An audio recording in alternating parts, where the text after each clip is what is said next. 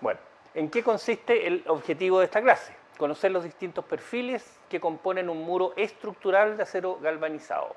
Conocer el proceso constructivo de un muro estructural de perfiles de acero galvanizado. Es decir, hoy día nos vamos a dedicar a los muros, pero además tenemos un pequeño plus. Para no ser tan fome la entrega. Fome, no, pero igual, nunca fome. Hoy día vamos a agregar un par de cositas adicionales, ya, digamos. Me gustan. Básicamente el concepto metrología. ¿Cuánto?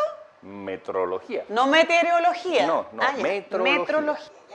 ¿Y eso vendría a ser? La ciencia de las mediciones. Mira. Que por ahí dicen que es un arte. Sí, claro. Imagínate una cuestión, sobre todo en construcción, algo mal medido, exacto, mal calculado, sí, mal dimensionado. No, y la gracia está en que todos medimos naturalmente, pero no tenemos una práctica necesariamente buena. Si yo le doy el mismo instrumento de medición a 5 personas, el mismo objeto, voy a tener 5 resultados distintos. Eso es absolutamente así.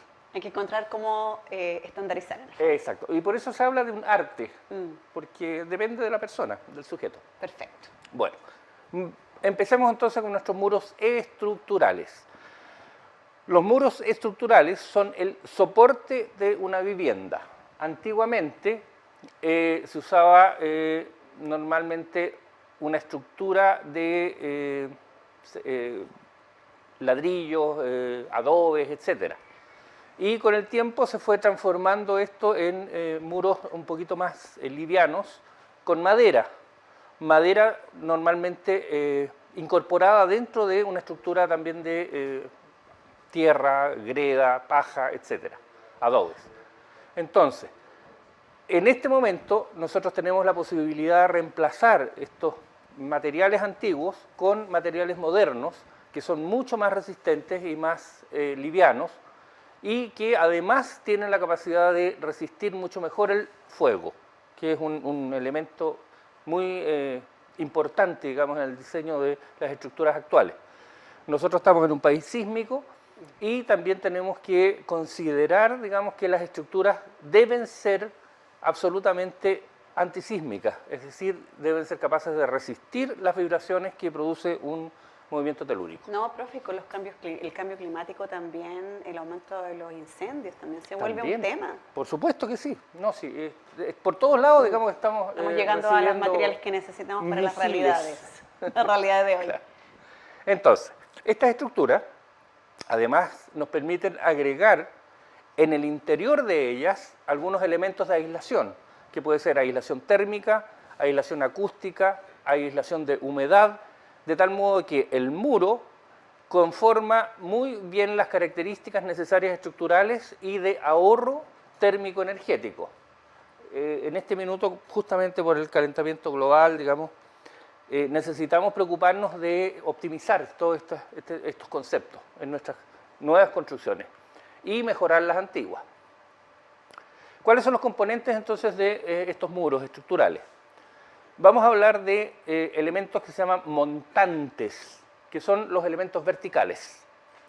Tenemos las soleras, que son los elementos horizontales. Por lo tanto, hay soleras inferiores y hay soleras superiores.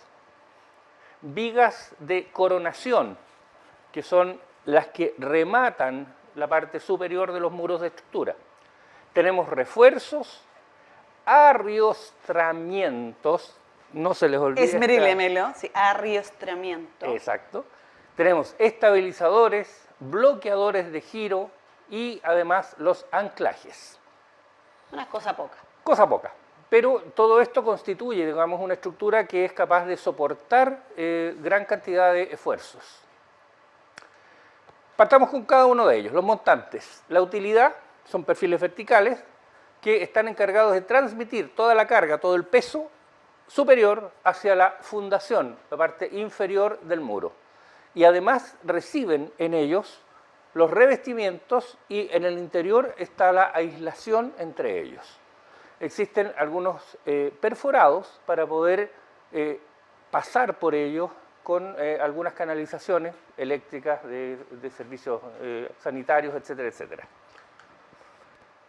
Los montantes, o pies derechos también se les conoce, desde la época de la madera, digamos, corresponden a un perfil estructural tipo C, es decir, el perfil que conocemos normalmente con la U, pero con dos pestañas hacia el interior. Estos perfiles utilizados tienen un ancho estándar, que puede ser 60, 90, 100 o 150 milímetros, dependiendo de cuánto es la resistencia que necesitamos que tenga el muro estructural. Haciendo una comparación, vamos a usar pilares de 2x3, 2x4, 2x8, 2x10. Los montantes se ensamblan entre los dos elementos superior e inferior que se llaman soleras y están dispuestos, o sea, están separados entre sí por también una distancia estándar, que puede ser 30, 40 o 60 centímetros. ¿De qué depende esta distancia? Del elemento que va a ser la estructura que va a soportar todo este muro. Entonces, normalmente lo que usamos nosotros es madera estructural, que puede ser una plancha de OSB o puede ser una plancha de terciado estructural o contrachapado, que se le llama también. Y dependiendo de cuál es el material que estamos usando, vamos a separar los montantes a diferentes distancias, porque las planchas tienen medidas estándar también. Normalmente es 1,22 por 2,44 o 1,20 por 2,40. El canal o la solera, tanto inferior como superior, son perfiles horizontales encargados de recibir los montantes, que son verticales, en su interior y los mantienen en su posición original una vez que se instalaron. Entonces podemos obtener así un muro continuo con perfiles de acero. Y eso constituye una estructura resistente y firme, que no se deforma, incluso ni siquiera con los temblores o con las fuerzas del viento, por ejemplo. El canal o solera corresponde a un perfil estructural tipo U, o sea, el más básico, el más sencillo. Y tienen un ancho estándar también, que corresponde a el perfil C más un par de milímetros. Entonces tenemos estándares de 62, de 92, de 103 y de 153 milímetros para los diferentes montantes que vamos a utilizar. ¿Cómo se ensamblan? Bueno, se ensamblan en forma horizontal como solera superior y solera inferior.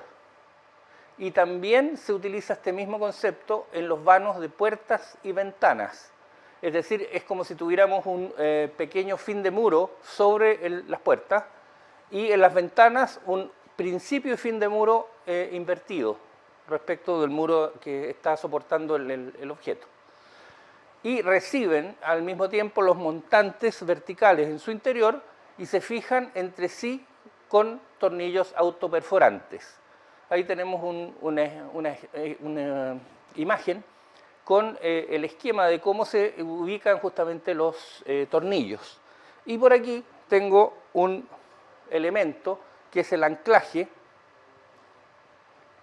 que me permite afirmar el montante, por ejemplo, terminal respecto de la solera inferior.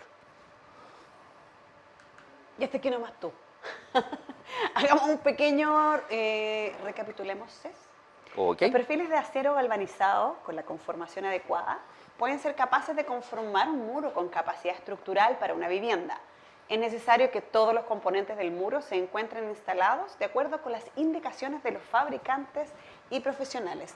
Quiero decirle a mi amigo Carlito que Tulio, estamos al aire y estamos en vivo. Tenía dudas aquí, estoy leyendo aquí mi amigo Carlito. Preguntaba si estamos en vivo. Y efectivamente, siendo las 4:43, no. Siendo las 20:20, los acompañamos en esta fría tarde. Sigamos, profesor, ¿con qué tema empezamos el segundo bloque? A ver, en el segundo bloque vamos a empezar a hablar de este concepto nuevo, o no tan nuevo en realidad, el arriostriar. Esmeríleme, ¿ya? O el arrostramiento. La definición de la RAE dice, arriostrar, lo tengo aquí en torpedo para no se me olvide. Reforzar o asegurar una estructura, especialmente una armazón, Ya. con elementos oblicuos llamados riostras. Está muy bueno. Ahí está. Una cosa. Entonces, lo que necesitamos entonces en nuestros muros es arriostrarlos, es decir, asegurarlos, ponerles elementos diagonales, oblicuos, que permitan transformar esta estructura que normalmente es rectangular en diferentes triángulos. Porque como ayer les expliqué, los triángulos en la naturaleza son los elementos más indeformables que existen. No así los elementos cuadriláteros, digamos, de 4 lados. Entonces, si agregamos estas estructuras de arriostramiento, vamos a mejorar efectivamente reforzar en realidad y asegurar toda esta estructura. Entonces, los arriostramientos son los encargados de absorber las cargas laterales que actúan sobre los muros, que pueden ser producto de sismos o de vientos. Se debe arriostrar utilizando un sistema de pletinas y o placas estructurales. Hay dos formas entonces de arriostrar. Una es agregando simplemente una pletina, que es una lámina de acero galvanizado, o utilizar placas estructurales que mantienen la forma y afirman tanto los montantes como las soleras. ¿Cuál es la utilidad de esto? Entonces los muros siempre deben ser arriostrados, porque en caso de no contar con un revestimiento estructural, que ya sea OSB estructural o contrachapado estructural, se debe usar la otra alternativa, que son las pletinas, es decir, láminas que rodean todo el muro, para poder configurar una estructura totalmente armada. Cuando yo estoy usando placas estructurales, uno las placas estructurales con los elementos metálicos a través de tornillos y tengo que fijarme muy bien cómo hago el empalme de las placas. Las placas siempre van a quedar empalmadas exactamente al frente de algún elemento metálico. No pueden quedar en el aire, en el vacío. Entonces, por eso es que ponemos nuestros montantes a diferentes separaciones de 30, 40 o 60 centímetros, porque eso hace que coincida exactamente el tamaño de la placa con el montante respectivo. Y la separación entre los tornillos, entre uno y el siguiente, también está dada de acuerdo a el tamaño del tornillo que estoy usando. Pero se sugiere, de acuerdo a los fabricantes de estos productos, una cierta distribución, una distribución uniforme. Es decir, por ejemplo, a 50 milímetros entre uno y otro, o 150 milímetros, o en total 300 milímetros de separación entre uno y otro. Desde la cara de las placas tiene que haber al menos 10 milímetros entre el borde de la cara y el tornillo respectivo, el pie derecho, por ejemplo. Profe, en atención a que varios de nuestros socios se están incluyendo entrando recién en la plataforma, ¿podríamos hacer así como un pequeño resumen de lo que vamos hasta el minuto? Ya, ni un problema. Así como, bueno, la Tierra estaba caliente, vinieron los dinosaurios. Y empezamos de nuevo. No empezamos de nuevo. Pero ya. Hacer algo para Sí. que ellos se sientan parte. Sí, a ver, hoy día lo que nos va a preocupar es la obra gruesa de las estructuras hechas con acero galvanizado, con perfiles de acero galvanizado. Entonces, ¿cómo se materializa esto? Básicamente con los muros estructurales. Los muros estructurales son aquellos que soportan toda la estructura de una habitación, de una casa, de un elemento constructivo. Y se realizan en base a dos elementos, básicamente. Soleras horizontales y montantes verticales. Hay una solera inferior y hay una solera superior en cada uno de los muros y una cierta cantidad de montantes dependiendo de la longitud, el ancho del muro. ¿Cuál es el perfil que vamos a usar? Bueno, va a depender de cuál es la estructura que se ha diseñado y cuánta carga debería soportar. Ahora, el otro elemento importante de esto es que estos muros especiales o muros estructurales necesitan afirmarse con un arriostramiento, que es en el fondo asegurarse que esta estructura no se va a deformar. Para eso hay dos alternativas. Dijimos que una alternativa era utilizar placas de madera atornilladas en su extensión a estos montantes verticales. Y la otra alternativa es utilizar unas pletinas, o sea, láminas de metal que van a unir todos estos elementos para hacerlos prácticamente indeformables. Lo que estamos viendo ahora es cuál es la técnica sugerida para afirmar estas placas a los montantes respectivos, con la separación que debe haber entre placa y placa, con la forma de traslapar estas placas, que es bastante importante. Ahí tenemos una típica elevación de un muro, que es con OSB o terciado estructural, y el panel terminado debe tener entre 3 a 5 metros. Ese es el tamaño del ancho del panel. Ahora, el alto del panel va a depender del alto y del tamaño de la placa OSB. Las placas OSB o las placas de terciado de contrachapado tienen un alto estándar, que es de 2,44 metros. Por lo tanto, el muro tiene que tener esa misma medida. Están conversando acá, profe, entre Ian Franco Hernández y nuestro Alejandro Bahamondes sobre, para una casa es suficiente unos montantes de 60. Es que eso no... Sí, porque Alejandro le dice, depende de las dimensiones. Exactamente, depende de las dimensiones de los muros, del tamaño de la casa, de si hay un primero, un segundo piso o un tercero. Hay varias variables. Cuáles son las fundaciones de la casa. Hay varias consideraciones que hacer. Okay.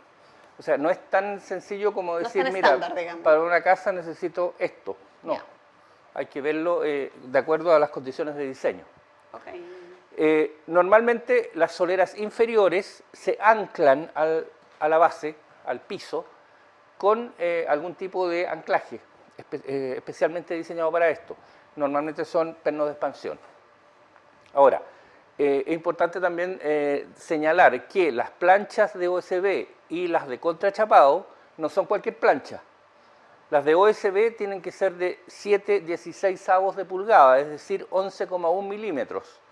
Comercialmente se habla de paneles de 11 milímetros y de 12 milímetros.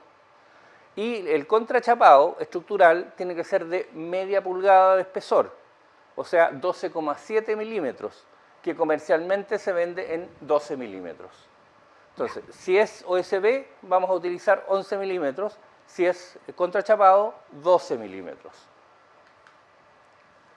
Se llama, entre paréntesis, a ambos elementos estructurales, no son cualquier tipo de elemento de madera, digamos. Ahora, es importante hacer coincidir el término de cada placa estructural en lugares específicos, nunca en el vano de puertas o ventanas. Entonces, aquí tengo un monito, no sé si la cámara lo va a alcanzar a revisar. Ahí. Entonces, aquí tenemos un muro estándar cualquiera, con una puerta y una ventana. Entonces, lo importante es que las uniones de las placas sean en los lugares donde no hay un borde de una ventana o de una puerta. Si yo hago coincidir el término de una plancha justo con el borde de una puerta o de una ventana, voy a estar debilitando toda la estructura. Entonces, por eso se sugiere siempre dejar las uniones en los lugares sólidos del muro, no en las líneas verticales, digamos, en que se ha cortado el muro, ya sea por una puerta, por una ventana o por un pasillo. Me imagino que se entiende. Y lo otro es que necesitamos afirmar con tornillos en todos los montantes, no solo en los de la periferia de la plancha, sino que en el interior también. Entonces las placas estructurales se disponen sobre la estructura, se fijan a los montantes y canales mediante tornillos autoperforantes, con una distancia entre tornillos que se sugiere que sea de 30 centímetros en las uniones interiores y de 15 centímetros en los bordes de la placa. Los arriostramientos, cuando se habla de pletinas, ahí tenemos un muro arriostrado con pletinas, implica, digamos, que no necesariamente voy a usar estos paneles de madera para afirmar el muro. Entonces, este sistema evita la deformación del muro mediante pletinas tensadas que absorben las cargas laterales producto de los sismos y los vientos. Y como ustedes pueden ver, transforman la estructura cuadrada en un montón de triángulos, que, repito, son las estructuras más firmes que tenemos. Entonces, cuando tengo un arrostramiento con pletinas, se logra a través de una pletina estructural, una pletina guse o gusen y un ángulo tensor. Aquí tenemos una placa gusen. Se fijan que es una placa llena de hoyitos. Estas placas funcionan como uniones de las pletinas estructurales. En el dibujo se alcanza a distinguir una tremenda pletina en la parte superior. Y en la parte intermedia de esta pletina tenemos un tensor, que no es otra cosa que un ángulo parecido al que tengo acá,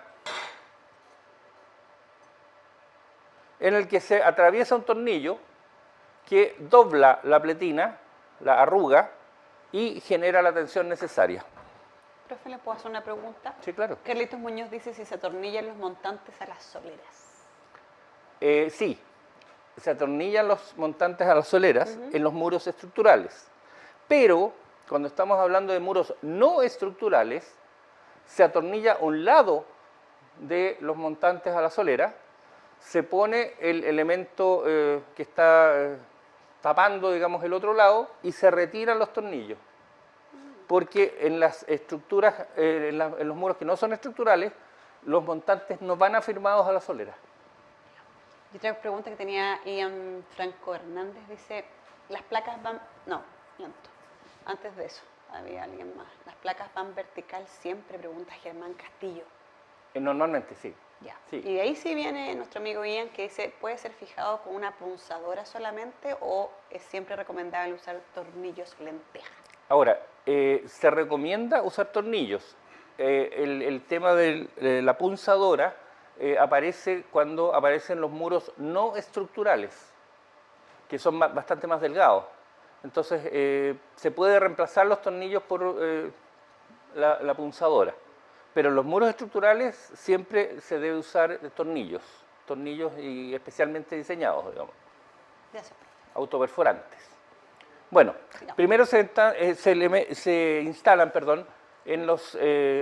cuando tenemos pletinas de arrostramiento, los gusset, que son los elementos que van a soportar el extremo de la pletina, y después se fijan con tornillos autobloqueantes.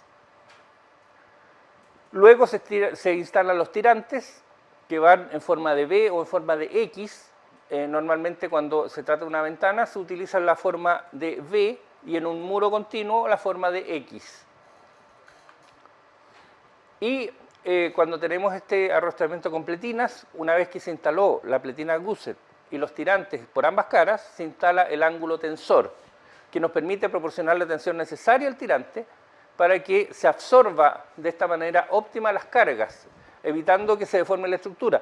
En este proceso hay que tener especial cuidado porque si uno tensa demasiado uno de los tirantes, va a deformar el muro. Entonces hay que mantener siempre la misma distancia de las diagonales de los muros cuando se está haciendo el proceso de tensado. Y el ángulo de estas pletinas tiene que ser entre 30 y 60 grados respecto del horizontal. Perfecto, maravilloso.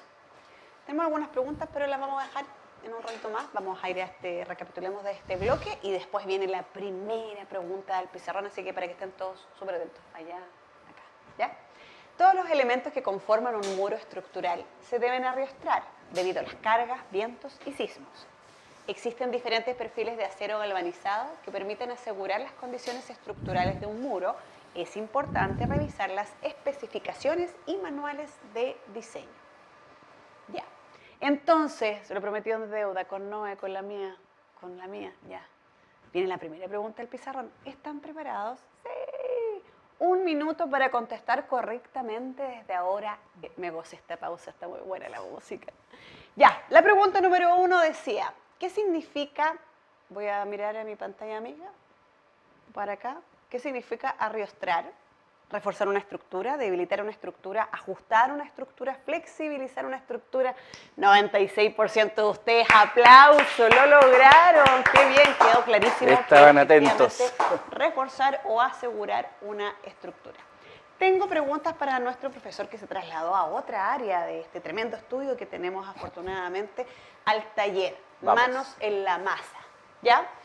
Querido profe, dice así. Dice Segundo Zapata, ¿puede ir tipo ladrillo la instalación de las placas o solamente verticales? Solamente verticales se recomienda. En otro tipo de estructuras pueden ir con un diseño tipo ladrillo. Estamos hablando de los pisos, por ejemplo, o los cielos. Pero en los muros van verticales siempre. Perfecto. Santiago Vallejos nos dice, buenas noches, ¿las pletinas de arriostramiento se debe atornillar a los montantes o solo se fijan en los extremos? Se fijan en los extremos, en los extremos se llaman gusset, y se tensan en los puntos medios, pero no van afirmados en los montantes. Profe, dice Mauricio Donoso, si instalé pilares de fierro enterrados a la losa, ¿es necesario igual arriostrar? Sí. Lo que pasa es que el arriostramiento además sirve como un elemento que evita que el elemento vertical gire y por lo tanto suelte los tornillos y los apoyos que tenemos en el muro. Profe, pero aquí viene José Manuel Benjamín y dice, cuando se coloca USB 11.1 no es necesario arriostrar.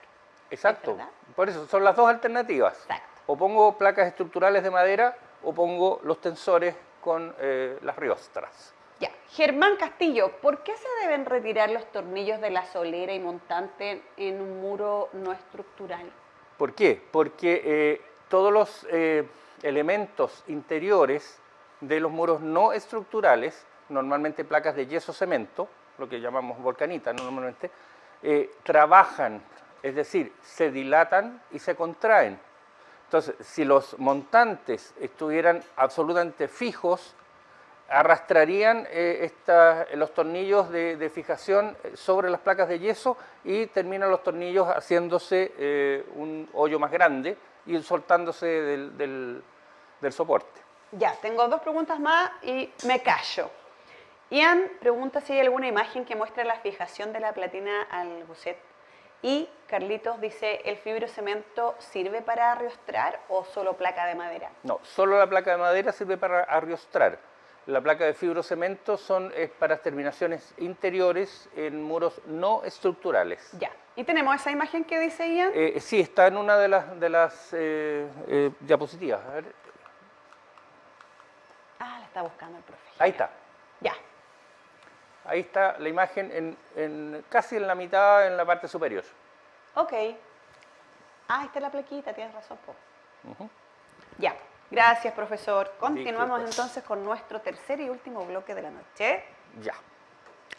Antes de seguir con el bloque, yo les quisiera hacer un repaso, o más que nada un recordatorio de memoria, con el concepto de metrología. Nosotros aquí hemos hablado de un montón de medidas y de dimensiones, de muros, separaciones, espesores, qué sé yo. Pero no todo el mundo está 100% a caballo de cómo medir estos elementos.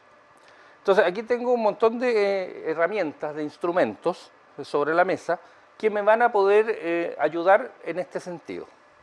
El más común de todos, este elemento, la wincha, que técnicamente se llama flexómetro, porque es una regla rígida en un sentido, pero flexible en el otro. O sea, yo no la puedo curvar en un sentido. Ahora, lo más sencillo que tenemos para medir son las reglas graduadas, que existen de diferentes tipos, digamos, con un sistema de medición y por el reverso el otro sistema, o algunas un poquito más sofisticadas en que están los dos sistemas de medición por el mismo lado. Y por el reverso existen unas tablas de datos importantes. Ahora, ¿en qué consisten estos dos sistemas de medición? Bueno, uno es el sistema anglosajón, que se usaba desde la época de, no sé, la monarquía, y utiliza una unidad de medida que básicamente es la pulgada, y es una medida antropométrica, es decir, se saca de las medidas naturales que tiene el cuerpo humano. Una pulgada, oficialmente, es lo que mide el ancho del pulgar, del dedo. ¿Ok? Ahí. No es el largo de la primera falange del pulgar. ¿Por qué? Porque cuando yo quiero medir, por ejemplo, si quiero medir este lápiz que tengo aquí en la superficie, yo pongo un dedo, inmediatamente pongo el otro, sigo poniendo un dedo, pongo el otro, pongo el otro, pongo el otro, pongo el otro, y cuento cuántos dedos logré aplicar. Así se medía en la antigüedad. Después aparecieron conjuntos un poquito más grandes de mediciones. 12 pulgadas se les llamó un pie, y que corresponde más o menos a el tamaño de una pisada. Entonces los monarcas antiguos utilizaban para medir su territorio, por ejemplo, la medida en pies. ¿Y cómo lo hacían? Caminando. Entonces sabían cuántos pasos daban y por lo tanto calculaban cuántos pies tenía su territorio. El problema era que no todos los monarcas, todos los reyes eran bípedos, algunos eran cojos. Entonces ahí queda la embarrada. Ah, qué buena. Después aparecieron otras medidas un poquito más sofisticadas, los codos, por ejemplo, que es la medida de la muñeca hasta el codo. Las brazas. La braza consiste en la medida de una cuerda que uno enrolla entre un brazo y se usa básicamente en las naves del mar, digamos, marítimas, para medir distancias, profundidades, por ejemplo. Y así sucesivamente. Bueno, como ustedes podrán suponer, las medidas en pulgadas en el sistema anglosajón se usaban mucho, pero no eran muy estándares. Ya les digo, porque no todas las personas tenemos las mismas medidas. Por ejemplo, esta medida que está entre el pulgar y el índice se llama geme y consiste aproximadamente en 20 centímetros. ¿Un manquehuito? Un manquehuito. La cuarta, entre el meñique y el pulgar, es un poquito más grande. En mi caso, 21 centímetros. Entonces, no todas las personas tenemos las mismas medidas antropométricas.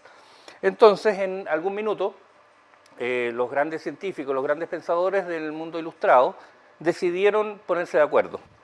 Hicieron una reunión y se estableció un comité, el Comité Internacional de Pesos y Medidas, Para ellos. que decidió cuáles eran las medidas que se iban a utilizar permanentemente en nuestro mundo.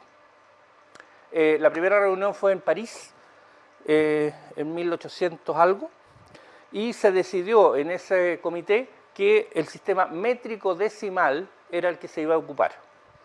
Este sistema tiene la ventaja de que las unidades son grupos de 10.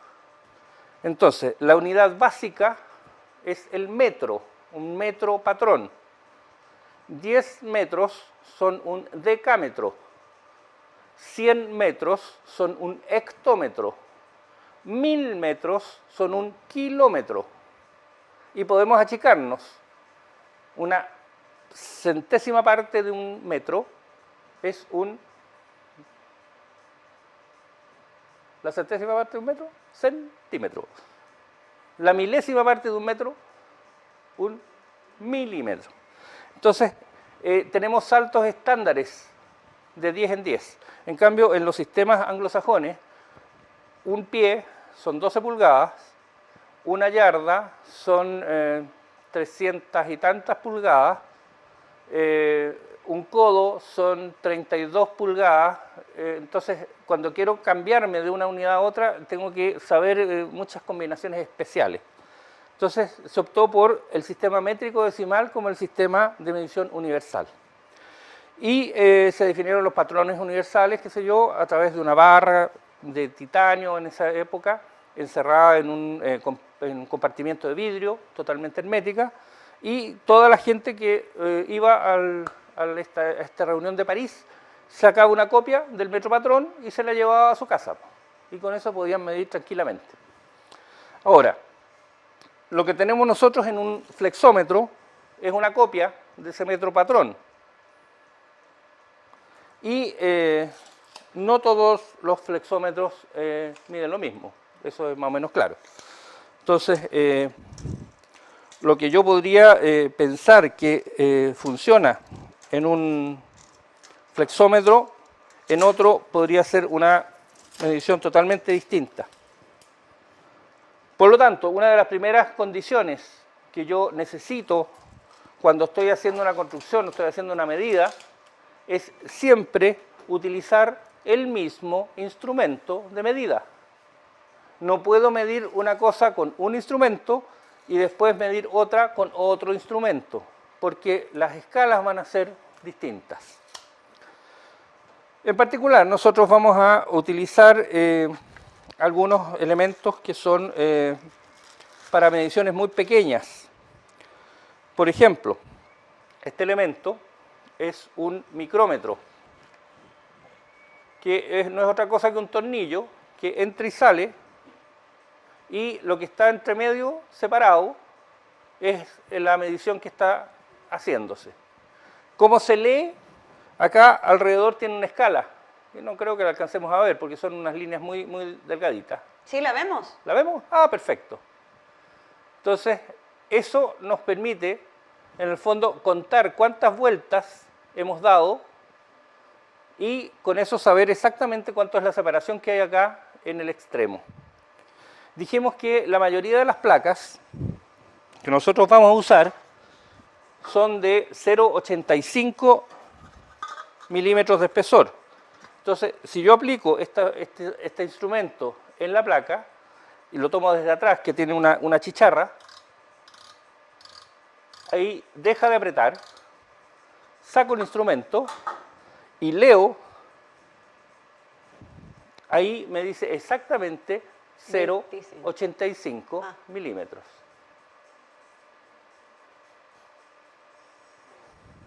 ¿0,25 veo yo de acá? ¿Está bien? Sí, lo que pasa es que hay que contar otras rayas que hay antes. Esas rayas que hay antes suman, digamos, al valor final. Ok. Ahora, otra alternativa es simplemente utilizar un elemento de medición por comparación. Existen estos elementos llamados normalmente filler, que son placas dimensionadas con precisión, que tienen grabado el espesor o el tamaño que tiene cada una de ellas. Entonces, simplemente yo con un elemento como puede ser un compás, tomo esta medición y la comparo con el espesor que estoy midiendo. Medición por comparación. Si quiero medir algo más rápido, tengo estos instrumentos que hay una gran variedad aquí.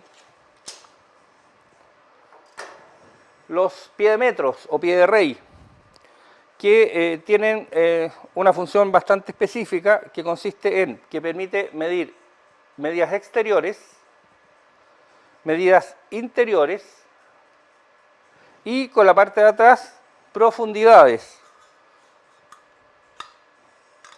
o alturas a través de esa barra que sale por detrás del instrumento. Ahora, lo más importante es cómo se leen estos instrumentos. La mayoría de estos instrumentos, en particular estos, que los compré en Sodimac, cuestan un poquito más de 1.000 pesos, son plásticos y nunca deben faltar en la caja de herramientas. Tienen una precisión que está registrada en el instrumento, que en este caso es 0,05 milímetros. Eso es lo que yo puedo medir con esa precisión con este instrumento plástico. Y si quiero medir en las unidades anglosajonas, tengo un 128avo de pulgada de precisión. Entonces, para medir un elemento que tiene 0,85,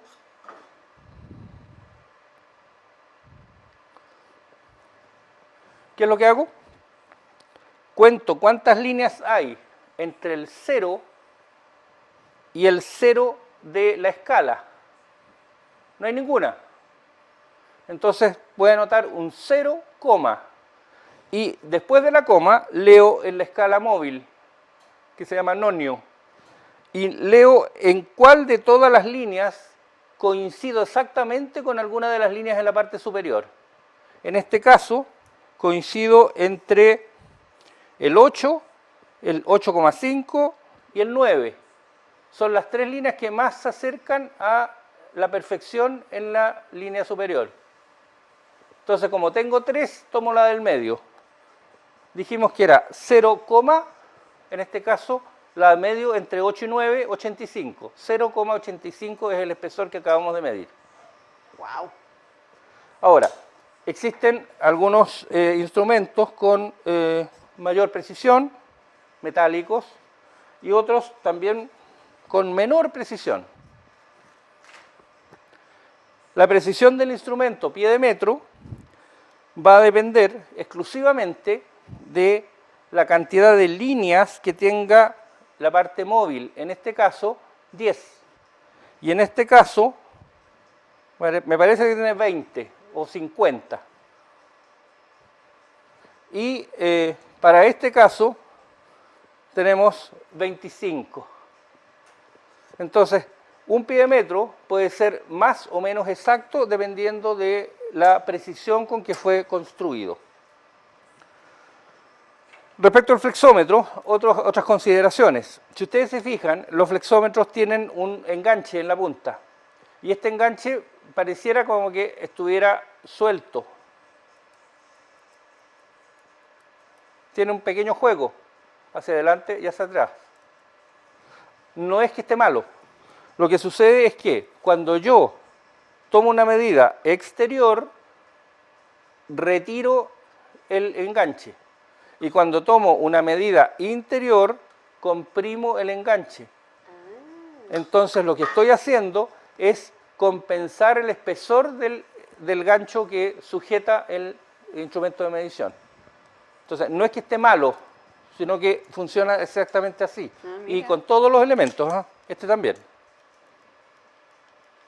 Se nota bastante más, porque este además tiene unos imanes acá abajo, entonces me permiten fácilmente mantenerme afirmado en el elemento sin tener que hacer ninguna fuerza. Buenísimo, profe. Quiero contarle algo, profe. Por ejemplo, Javier Antinado dice, hasta aquí quiero agradecer la excelente exposición de las clases de ayer y hoy. Y yo me sumo a eso. Hemos aprendido hoy día muchísimo. Yo obviamente seguro que no voy a ocupar nunca una de esas. Con suerte la buen chaparilla. Bueno, pero qué interesante. La idea era darles un plus en cosas que son bastante comunes, digamos, pero que tienen por detrás una teoría importante. Súper. Bueno, sigamos con nuestro concepto. Hablemos de los estabilizadores. Estos estabilizadores son elementos que van a fijar los pies derechos en una cierta posición dentro de las soleras. Entonces impiden que los montantes se giren, se muevan en el interior de las soleras. Y hay estabilizadores en la base y hay estabilizadores laterales, que son pletinas que unen diferentes elementos. Ahí tenemos estabilizadores, por ejemplo, de un bloque de muro para evitar que los montantes se giren entre sí respecto de los elementos. Van en conjunto con los arriostramientos que aseguran que la estructura no se deforme. Entonces, con estos estabilizadores bloqueamos o impedimos que los elementos giren entre sí. Esto solamente se utiliza, repito, en los muros estructurales. En los no estructurales no ponemos estabilizadores, porque necesitamos que los montantes tengan un cierto movimiento. En algunos casos, por ejemplo en los pisos, en las vigas, los estabilizadores y bloqueadores de giro se ponen en cruz, como una cruz de San Andrés, para evitar el movimiento en ambos sentidos. Y por último lo que tenemos son los encuentros de paneles, que lo vamos a seguir viendo de aquí en adelante, porque se sugieren, digamos, diferentes tipos de encuentros cuando tenemos una esquina en muros estructurales o en muros no estructurales. Entonces se ubican diferentes tipos de perfiles para poder configurar un elemento, un fin de muro, por ejemplo, o un encuentro en T o un encuentro en una esquina. Llegamos, profe, a nuestro último recapitulemos del Así tercer es. bloque y luego vamos a hacerle la última pregunta de la noche. Los muros de perfiles de acero galvanizado presentan detalles constructivos que nos permiten asegurar sus condiciones estructurales en las uniones de los elementos. Debe asegurarse que las uniones deben ser realizadas por las fijaciones recomendadas por los fabricantes. Ya, nuestra segunda y última pregunta de esta clase. 1 minuto para contestar, por supuesto, de manera honrosa y correcta. Desde ahora ya. Los estabilizadores, lo que significa los estabilizadores, sirven para mejorar la verticalidad, mejorar el aspecto, evitar el giro de los elementos, curvar una estructura. El 90% de ustedes, evitar el giro de los elementos. Profe, ¿qué le parece? Maravilloso, quiere decir que me escucharon. Pero por supuesto que te escuchan y que te prestan atención. Sí. ¿Y sabes también a qué es lo que le prestan atención? A los nuevos beneficios que queremos compartir con ustedes. Queremos que vayan y bajen su app y accedan a un montón de beneficios que van a poder ver ahí, de partida saber en qué nivel están, si son plata, si son oro, si son black. Entran con su mail, con su clave y ahí pueden ver, por ejemplo, si están en la tienda, qué producto, dado su nivel, tiene un precio especial para ustedes. También pueden mirar 17 categorías que tenemos preparadas para ustedes bajo estos beneficios. Y también queremos contarles, profe querido, me vine para contarte que ya no te canses más, no sufras más. ¿Por qué? Quizás mañana nuestro llanto quede atrás. No sufras más porque hay despacho gratis. ¡Qué maravilla! Esos calcetines, ¿para qué te los compraste? Puedes haberlo hecho con despacho gratis. Ya, socios nivel plata tienen un despacho al mes gratis, oro 2 despachos y black 3 despachos gratis mensuales. Aprovechen, qué agradable cuando te llega la obra, cuando te llega a la casa lo que uno compra. Y gratis más encima. Maravilloso. Y lo último que queremos recordarles es que este beneficio que antes era solo para los black, ahora también se ha extendido a nuestros socios CES Oro. Arriende hasta 3 millones en herramientas para su obra y ahora sin garantía. Acérquese a su tienda y pregúntele a su capitán entonces, ¿cómo lo puedo hacer? ¿Califico? ¿Qué hay que hacer? Y ahí va a acceder a ese beneficio con todos los, ¿cómo se llama? Con todo el maravilloso Los proceso beneficios y los es requisitos. que ese beneficio está muy bueno. Ya, profe, palabras al cierre. ¿Quiere medir algo? No. Ya, mida No, sus palabras. ¿Cómo Sí. se miden las palabras? Con el resultado nomás. Ya, mañana a las 8 de la noche los volvemos a esperar en nuestro tercer capítulo. ¿De qué podemos dar un adelanto de lo que vamos a hablar mañana? ¿O no? Sí, vamos a hablar de suelos. Ah, ahora nos vamos al suelo. Partimos en las paredes y ahora nos tiramos al Nos suelo. tiramos al suelo. Listo, mañana nos tiramos al suelo a las 8. Un abrazo y que estén muy bien. Un aplauso para ustedes.